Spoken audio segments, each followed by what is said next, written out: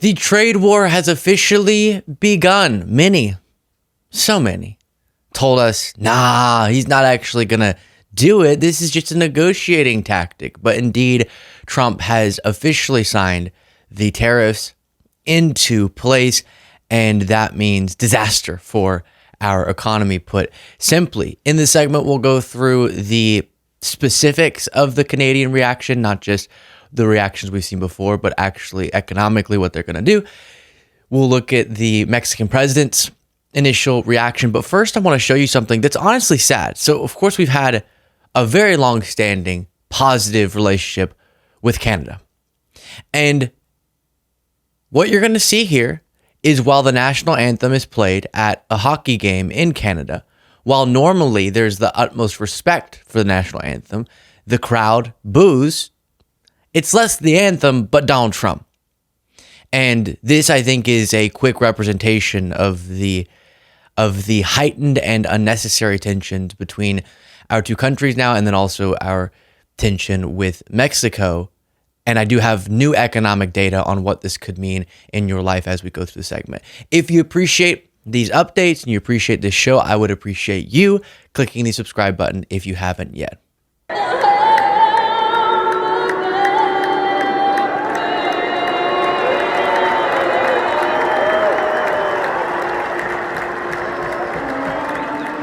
Something you would never think to see, never expect, I should say, to see at a Canadian hockey game, especially given that at past games, the national anthem was actually sung by Canadians. Streaming, and the rockets red flare, the bombs bursting in. And what you're going to see here is the mic cuts out and the crowd assists.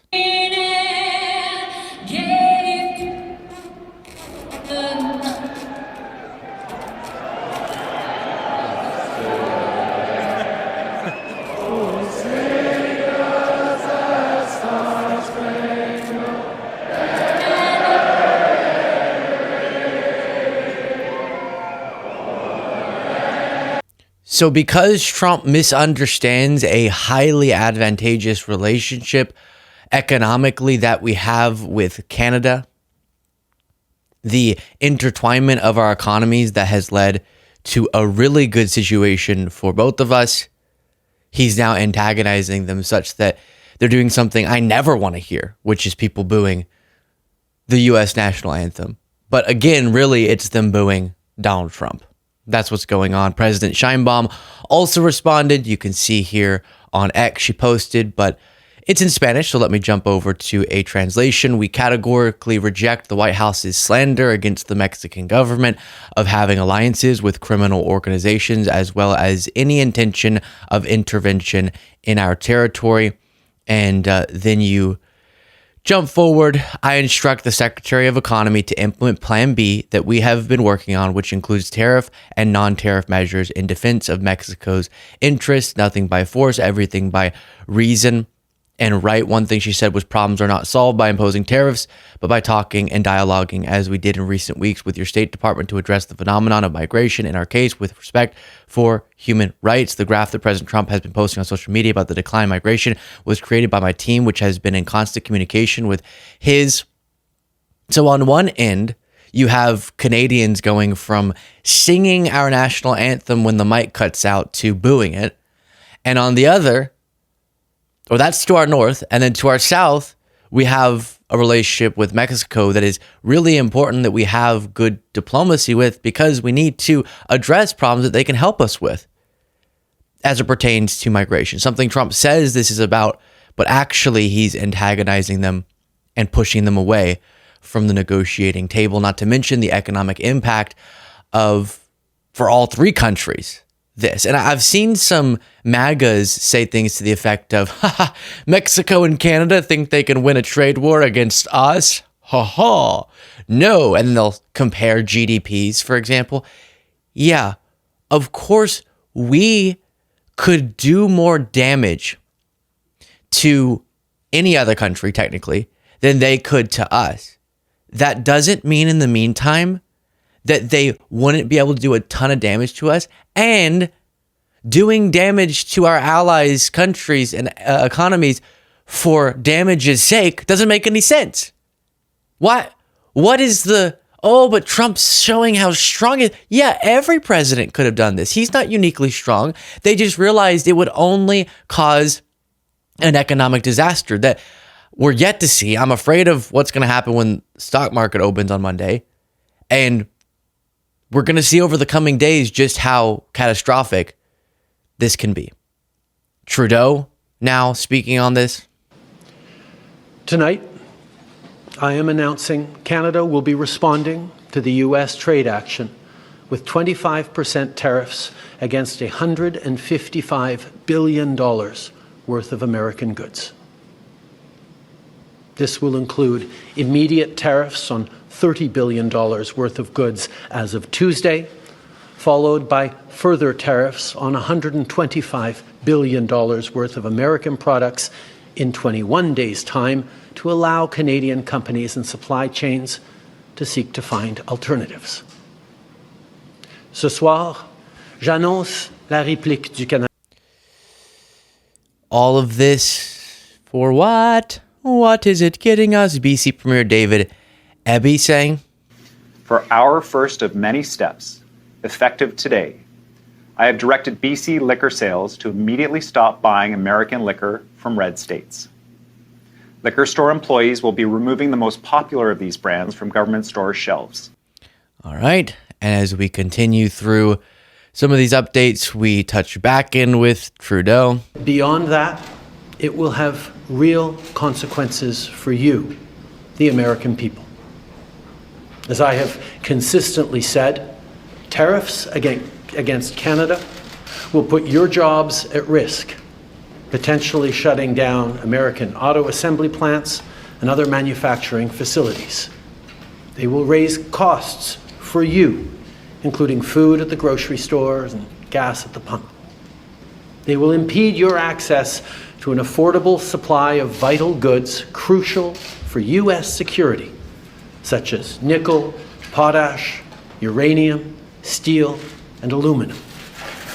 They will violate the free trade agreement that the President and I, along with our Mexican partner, negotiated and signed a few years ago. But it doesn't have to be this way. Yeah, the USMCA that Trump has touted as an amazing deal actually is being violated by him right now.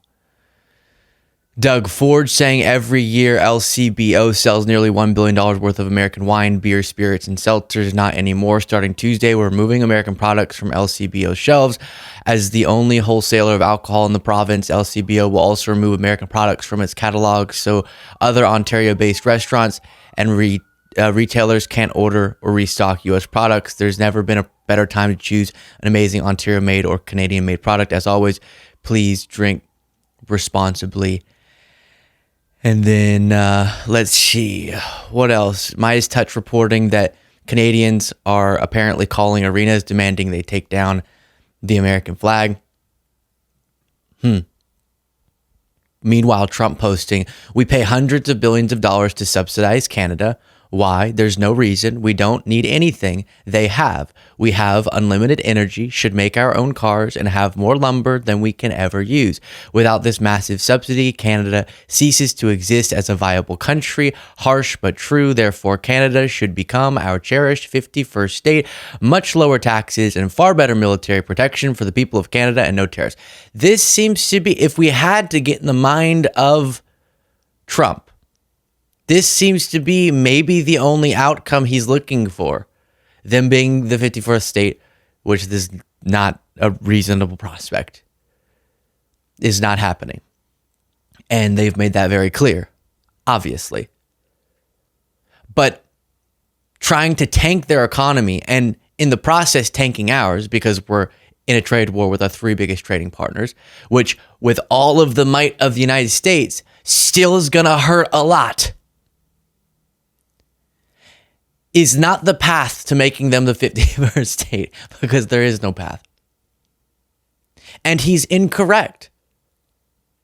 He's incorrect. We've benefited a lot from certain industries that we just don't have as robust of a supply chain on in countries where they have specialized in a particular industry, a particular product, while sometimes we do, for whatever reason, want to implement certain targeted economic approaches like tariffs to bring certain supply chains back because there's gaps or there's industries that need that support.